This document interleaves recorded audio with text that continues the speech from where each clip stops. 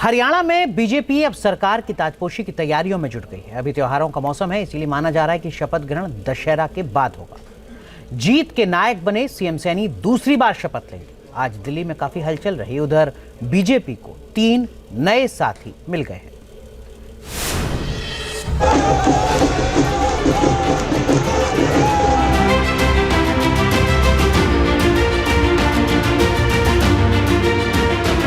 जो श्रेय है वो श्रेय आदरणीय नरेंद्र मोदी जी को जाता है।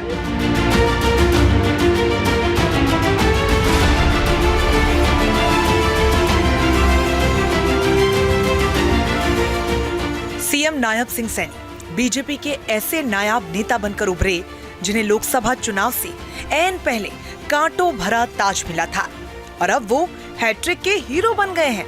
पीएम मोदी के नाम और काम वाले डबल इंजन के फॉर्मूले में एक और ब्रांड जुड़ गया है।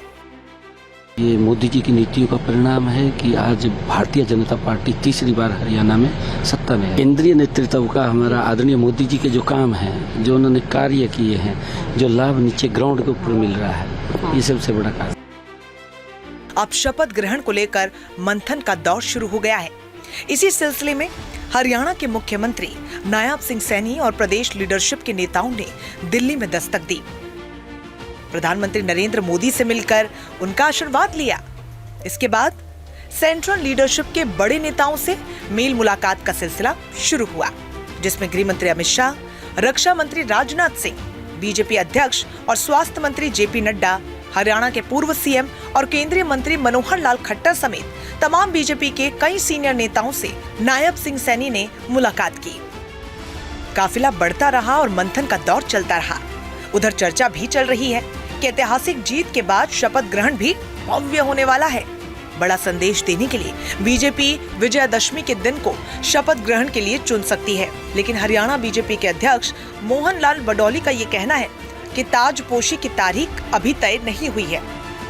ये त्योहार का दिन है और सब अपने त्योहार का सेलिब्रेट करेंगे और दशहरे के बाद कुछ जैसी भी पार्टी की नीति बनेगी।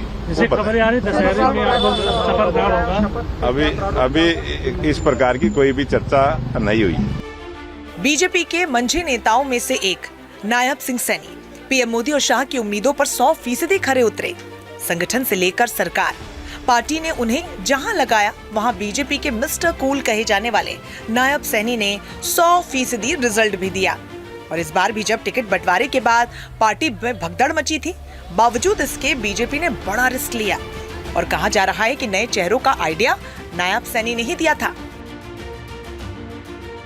बीजेपी ने इस बार 23 नए चेहरों को मैदान में उतारा था, जिसमें 12 जीत कर आए हैं। इसी तरह 2019 में जीती हुई 14 सीटों में से 12 को बचाए रखने में बीजेपी कामयाब रही और इसी तरह 17 दलित रिजर्व सीटों में 8 पर बीजेपी का कमल खिला। और ये सब किसी जादू की छड़ी से नहीं हुआ, बल्कि बीजेपी की सधी स्ट्रैटेजी के तहत हुआ।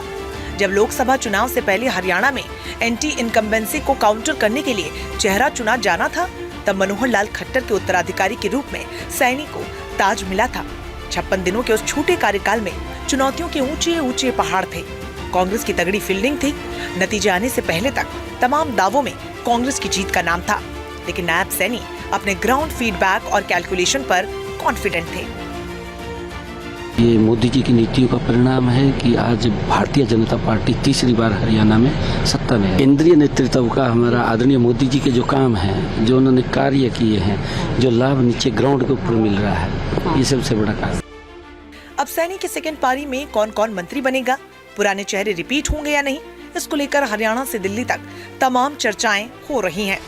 माना जा रहा है कि जिस तरह सभी बिरादरी से बीजेपी को जीत का आशीर्वाद मिला है, तो सैनी मंत्रिमंडल में जातीय और क्षेत्रीय समीकरणों की बड़ी तस्वीर दिखेगी। हरियाणा में बीजेपी को सरकार बनाने में कोई दिक्कत नहीं आएगी। बहुमत हाथ में है और बाकी चेहरे वापस बीजेपी के पाले में आने लगे हैं। जनता पार्टी की सरकार फुल मैंडेट के साथ सरकार बनने जा रही है, इसलिए हमने मन बनाया है कि गन्नौर के विकास के लिए हम सरकार का साथ के साथ चलें। भाजपा नेतृत्व की नीतियों को पसंद करता हूं और अपने विधानसभा क्षेत्र का विकास करवाने के लिए भी अपने विधानसभा का विकास करवाएंगे। पार्टी में रहकर करवा सकते हैं, सरकार में रहकर करवा सकते हैं। देश की सबसे अमीर महिला नेता सावित्री जिंदल ने भी नई सरकार को समर्थन देने का ऐलान किया है। अब आपको बता दें कि सावित्री जिंदल टिकट कटने पर निर्दलीय लड़ी और जीत भी गयी। उनके बेटे बीजेपी के सांसद हैं और इसी तरह कई और बागी नेताओं की घर वापसी की अटकलें भी तेज हैं। Team news nation. News nation अब व्हाट्सएप पर खबरों के ताजा अपडेट के लिए न्यूज नेशन के इस QR कोड को स्कैन करें।